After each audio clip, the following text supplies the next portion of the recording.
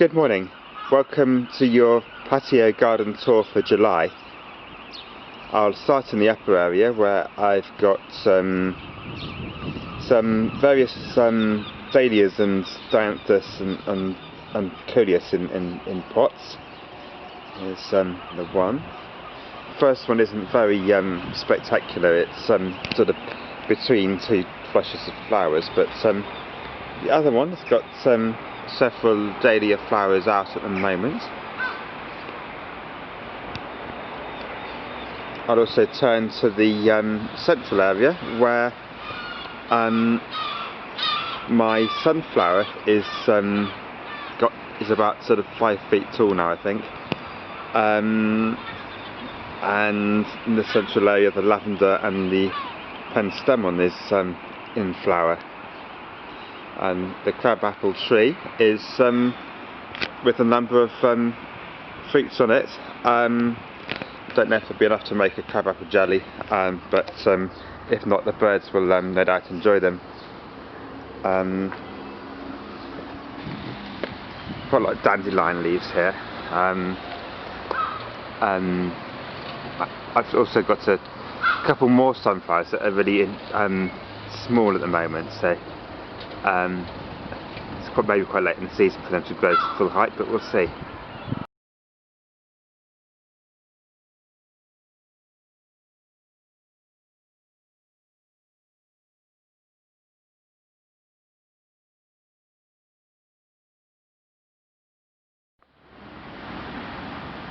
Here in the patio area, the mini greenhouse has a variety of things in it. There's some pepper plants on the top there. There's some dill, which I should put out quite soon. And some various other things, a few citrus seedlings. And there's a few tomato plants in the pots on the floor in front of it. Now, that's probably more than I've got space to grow here. I might take some to my parents' house, or I might give some away. They actually came from tomatoes I bought in the co-op earlier this year. They were fair trade tomatoes from Tunisia. They've got plum tomatoes that are several different colours, but apparently they're grown using a warm spring which emanates from the ground in the area, and that means that they grow through the winter, and I believe it's actually, according to Wikipedia anyway, this spring has been used for that purpose since ancient times. Sweet peas, there's some in flower already. I've been in a bit of shadow of other things before now, but the broad beans are now finished, so I've cut them out, and that's giving them a bit more space. The tayberry is pretty much finished fruiting now. I'll cut the canes off soon and then sort of tie in to the next year's canes, which have already started to come. And yeah, here's one of next year's canes. Unfortunately it actually broke, so it's a bit shorter, but I expect it will grow from the end again anyway, or else another cane will come up before the end of the summer. Now there is my Welsh poppy, Meconopsis cambrica. Here's my apples. Unfortunately, the gooseberry plant is looking a bit bare. The leaves seem to have been eaten by a caterpillar, and they're almost all gone now. My Jonagold apple hasn't been all that successful this year. In fact, you can only see a few leaves on it.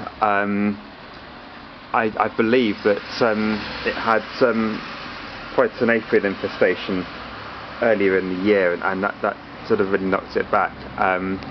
But I'm hoping that for the remainder of this year it will grow some more leaves and come back strong next year. I expect I'll reduce the amount of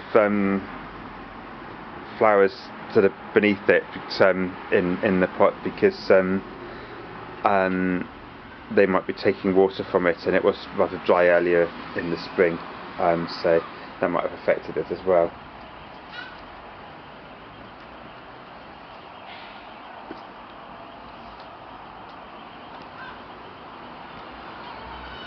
Around the other side here, there's some coriander, which I can probably start picking soon.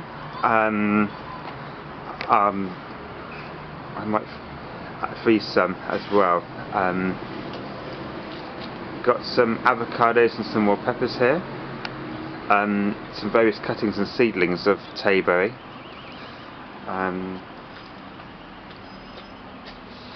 Some of my cuttings of Agni Molyneux, which I'll probably give most of those away, and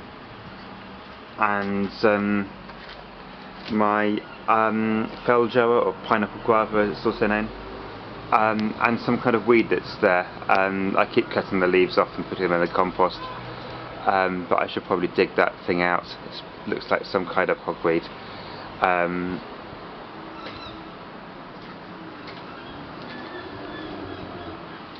Actually, that's an oak tree. Now that actually came free with one of my apple trees.